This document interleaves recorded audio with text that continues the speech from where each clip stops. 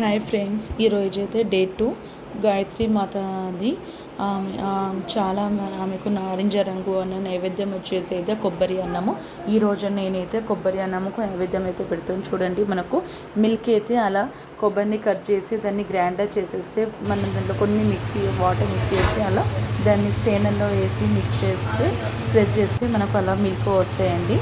చూడండి, నేనైతే 2 గ్లాసెస్ పెట్టాను. సో కుక్కర్లో 3 గ్లాసెస్, ఇది నాకు 2 గ్లాసెస్ అయినా 1 గ్లాస్ ఆఫ్ వాటర్ పోసాను. చూడండి, పోపుకి అయితే నేనైతే ఆయిల్ కొంచెం ఘీ పోసాను.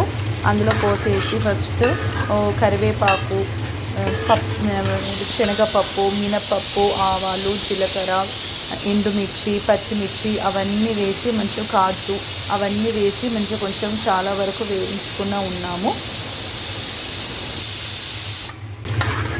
రైస్ 3 విజిల్స్ రాగానే స్టవ్ ఆఫ్ చేయాలండి. అది కొంచెము వాటర్ అనేది ఆవిరిపోయినాక మనం విజిల్ అనేది తీయాలి.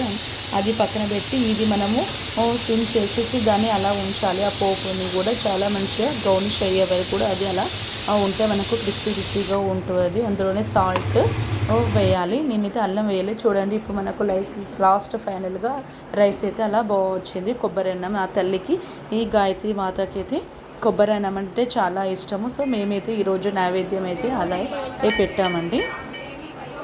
మేమైతే టెంపుల్కి వెళ్ళామని మా దగ్గర ఉన్న టెంపుల్కి వచ్చాము. అక్కడ అమ్మవారు, చిన్నమ్మవారిని అయితే బయట పెట్టారు. కుంకుమార్చన అవన్నీ ఈ బయటనే మాతో చేపిస్తారు. ఈరోజు అయితే గాయత్రి మాతకు అంటే డే 1 నుంచి మా టెంపుల్లో లలిత సహస్రనామాలు చదవడం ప్రారంభమయ్యాయి. సో నేను నిన్న తీయలేదు కదా. ఈరోజు చూడండి, మా టెంపుల్లో లలిత సహస్రనామాలు అయితే అవన్నీ కూడా ఎలా చదువుతున్నామో చూడండి.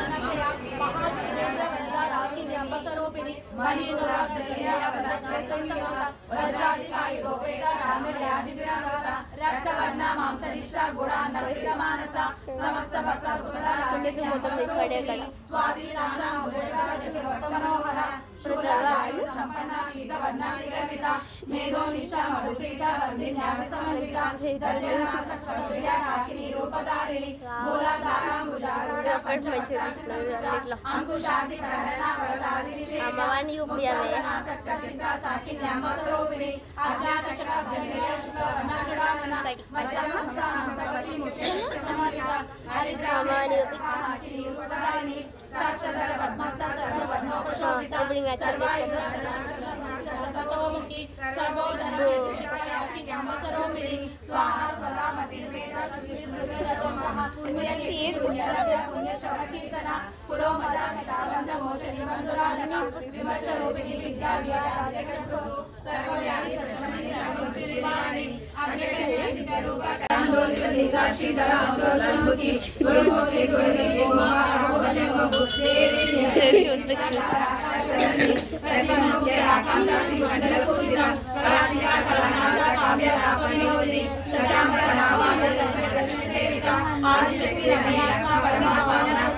అనేక కోటి బ్రహ్మాండ